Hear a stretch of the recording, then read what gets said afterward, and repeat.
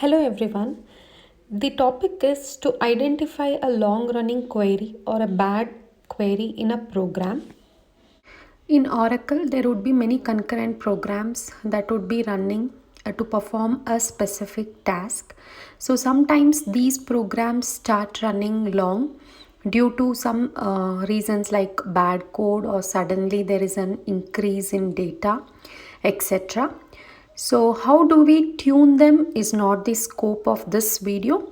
How to identify the code that is making the program run long is the scope. So in this video, I'll be telling you certain steps through which we can identify the long running query or a bad code in a program.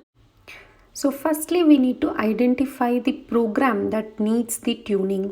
So how do we say this program requires tuning or we have to tune it? So that is the first step before actually tuning it. There are certain criterias which can be used for this. Firstly, consider the business need. So some systems, they maintain their system very stable and they consider like all the programs running above certain time limit is considered long running. So in that case, like for example, if your business says like all the programs that runs more than 30 minutes is considered long running, then you can opt for tuning. Secondly, we have to check whether this program really needs tuning or not. So what will happen if we don't tune this program? Any problems occur? Those are the questions that we should ask ourselves. Consider there are three programs A, B and C that is scheduled sequentially to run one after the other. So here after program A completes, the B program will be triggered and after B completes, the program C will be triggered. So here C is dependent on B is dependent on A. Now suppose program A takes longer time than the expected time, then it would delay the run of program B and C as well. So in this case, it is a good decision to consider the program A for tuning. The third criteria is the waiting time. Suppose this program does not have any other programs waiting for it to complete and it is running only once a day. So whether it runs for 1 hour or 10 minutes doesn't really matter. But if somebody is waiting for this report to complete so that after its completion they take their report data and process it, in that case this report can be considered for tuning. Once the program has been identified, the next step is to capture the before results. So why before results is very important is, firstly, it is needed for comparison of the before and after data. Example, before tuning, your program might return 10 records and after tuning, it would complete in 0 seconds but it would not return any records. So does that qualify tuning? No, because after tuning always we need to check the data, whether before data and after data is matching. If it matches, only then we can assure that the tuning has not impacted any other code. Secondly, it would be useful to compare the before time and after time and conclude whether the tuning is efficient or not. New programs might take longer time in the first run and the subsequent runs, next runs would complete sooner. So such programs should be run multiple times to record their time.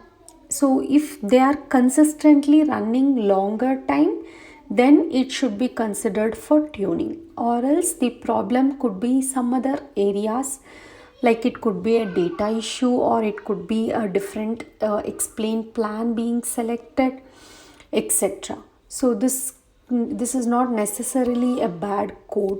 So it is always advisable to select only those programs which is running for longer time consistently. Once before results is captured, now we have to find the actual query that is taking time. So it can be one queries or it can be multiple queries. Two ways we can identify the issue query. So the first method is log method. So by placing appropriate logs, we can identify the issue query that is taking time. Example, we have a query in the program that we are suspecting it might take time. Then we can put the log messages before the start of the query and after the end of the query along with timestamp. So in this way, we can know what was the time before the query started and what was the time after the query completed its execution. So with that time difference, we can conclude whether it is taking time or not. Similarly, we can put logs at the beginning and at the end of the loops. So in this way, we could identify if a cursor query is taking time or any statements or any processing that is happening inside the loop is causing a delay, etc.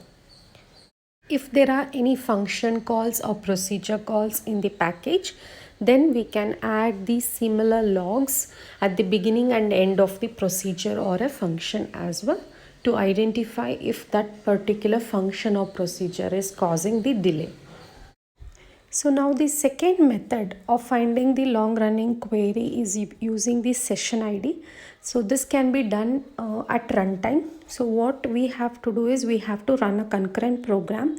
When the concurrent program is running, we have to monitor from backend what query is running and how much time it is taking. This can be done with the help of few tables mentioned over here. Once the program starts running, you get the request ID. So with the help of request ID, you would be joining these tables in order to find the SQL query that is running at that point of time. So with this method, we can find the query that is not changing frequently. It means it is taking time. So then we can note down those queries and their SQL IDs and then try to tune them. The next step is once we identify the queries that is taking time, so we need to sort it in the descending order, that the queries that took max time will be at the top. So we have to pick the top 3 queries. It is not necessary to pick only 3 queries, but mostly the top 3 queries, if we tune them, it would the program time would significantly reduce. That's all I had. Thank you for watching. Any doubts or queries, you can write it in the comments.